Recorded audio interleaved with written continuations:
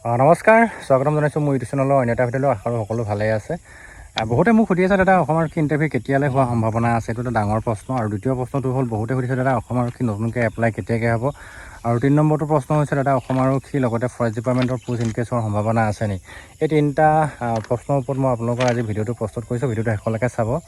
খুব ধুনীয়া informative video' হ'ব। আৰু যিসকলে মোৰ চেনেলটো ফাৰ্ষ্ট টাইম ভিজিট কৰিছে চেনেলটো ছাবস্ক্ৰাইব কৰি ৰাখিব। ভিডিঅ'টো ভালকৈ লাইক এটা কৰিব নাপাহৰিব।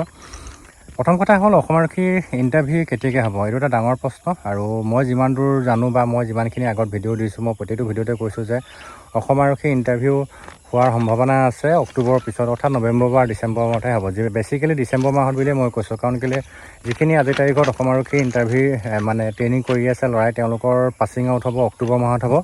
আৰু অক্টোবৰ মাহত পাছিং আউট হোৱাৰ লগে লগে তাৰ পিছতহে আপোনালোকৰ নতুন ভেকেঞ্চিৰ পৰা আৰম্ভ কৰি কিনে ইণ্টাৰভিউ হোৱাৰ সম্ভাৱনা আছে। গতিকে আমি অক্টোবৰ মাহত ৰ'ব লাগিব। আৰু আপুনি গোটেই নতুন নিযুক্তিৰ ক্ষেত্ৰত বা নতুন অসম আৰক্ষীয়ে কেতিয়াকৈ বিজ্ঞাপন প্ৰকাশ কৰিব, এইখিনি কথা জানিবলৈ হ'লে আমি অক্টোবৰ মাহত ৰ'ব লাগিব। কাৰণ কেলৈ অক্টোবৰ মাহত যেতিয়া POP পাতিব দেৰগাঁৱত, যে তাত 1600 লাল টুপিয়ে ট্ৰেইনিং কৰি আছে, তেওঁলোকৰ POP হ'ব অক্টোবৰ মাহত। তেতিয়াই গম পাম যে আপোনালোকৰ নতুনকৈ ইণ্টাৰভিউ বা কেতিয়াকৈ হ'ব বা নতুন এপ্লাই কেতিয়া হ'ব। তাত CM ছাৰ যিহেতু যাবই POPত বা অন্য কোনোবা হ'লেও যাব, তেতিয়া তাত নিশ্চয় এইখিনি কথা আমি জানিবলৈ সুবিধা পাম। আৰু তৃতীয়টো কথা হ'ল অসম আৰক্ষীত আকৌ পোষ্ট ইনক্ৰিজ হ'ব নেকি বা ফৰেষ্ট ডিপাৰ্টমেণ্টত আকৌ পোষ্ট ইনক্ৰিজ হ'ব নেকি। কিন্তু ভেকেঞ্চি যথেষ্ট আছে, পোষ্ট ইনক্ৰিজ কৰে নকৰে সেইটো ক'ব নোৱাৰিম। আৰু এটা মানে কি CM ছাৰৰ কিছুমান নিয়ম আছে, মানে কি নতুনকৈ লাগিলে ইণ্টাৰভিউ পাতিব, কিন্তু পোষ্ট ইনক্ৰিজ কৰাৰ নিয়মটো খুব কম হৈছে।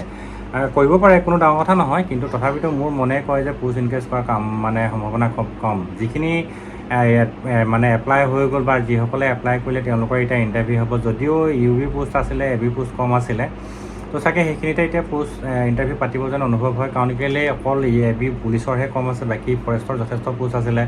500 আছে, APF গাৰ্ডত APFত আছে 400 আছে, ঠিক তেনেকৈ 200 আছে, তো 200তকৈ 200+ আছে তোমাৰ ফৰেষ্টাৰ গ্ৰেড 1। মানে গোটেইখিনি ডিপাৰ্টমেণ্টৰ যিহেতু অকল ফায়াৰ ছাৰ্ভিচত নাই তো আৰু এক্সাইজত নাই, বাকী তোমাৰ জেলত আৰম্ভ কৰি গোটেইখিনিতে পোষ্ট যিহেতু পাতিছে, গতিকে মই জনাত বা মই যিমানখিনি জানো যে পোষ্ট ইনক্ৰিজ হোৱাৰ সম্ভাৱনা একেবাৰে নাই।